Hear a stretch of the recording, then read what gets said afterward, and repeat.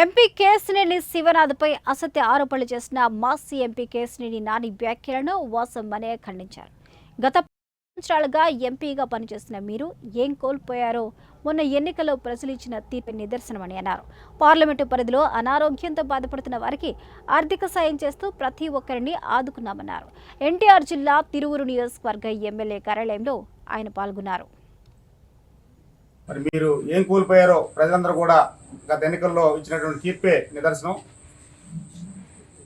గౌరవ పార్లమెంట్ సభ్యులు కేశినేని శివనాథ్ చిన్ని గారు పార్లమెంట్ సభ్యుడు కాకముందే విజయవాడ పార్లమెంట్ పరిధి మొత్తం కూడా తిరుగుతూ నిరుద్యోగులకు ఉద్యోగ అవకాశాలు కల్పిస్తూ అన్నా క్యాంటీన్లు ఏర్పాటు చేస్తూ పార్లమెంట్ పరిధి మొత్తం కూడా మరి ఎవరైతే అనారోగ్య బాధితులు ఉన్నారో వాళ్ళందరికీ కూడా కిడ్నీ బాధితులకు కూడా మరి మందులు ఇచ్చి ఆదుకున్నటువంటి సందర్భాన్ని చూస్తూ ఉన్నాం.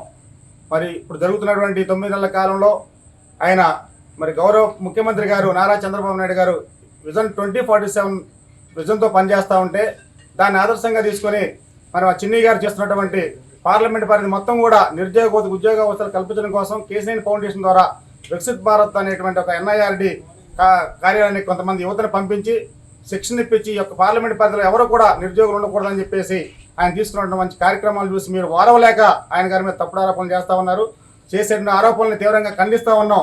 అయ్యా నాని గారు గత 10 సంవత్సరాలు మీరు ఎంపీగా పనిచేసినప్పుడు ఈ యొక్క పార్లమెంట్ పరిధికి ఏం చేశారో ఒకసారి మనసు మీరు ఆత్మవిమర్శ చేసుకోమని చెప్పేసి ప్రశ్నిస్తూ ఉన్నాం. మరి 9 నెలల కాలంలోనే ప్రజల మనసును చొరుకొని అదేవిధంగా మరి చరిత్ర 2,80,000 మెజార్టీని ఇచ్చినటువంటి యొక్క విజయవాడ పార్లమెంట్ సభ్యులకి ఆయన ఏదైనా చేయాలని చెప్పేసి ఆతృతతో ఆశతో మరి అన్నిత్యం కూడా పనిచేస్తూ విజయవాడ పార్లమెంట్ ప్రజల యొక్క మనసును చొరుకున్నటువంటి వ్యక్తి మీద మీరు అసత్యమైన ఆరోపణలు చేస్తూ ఉన్నారు.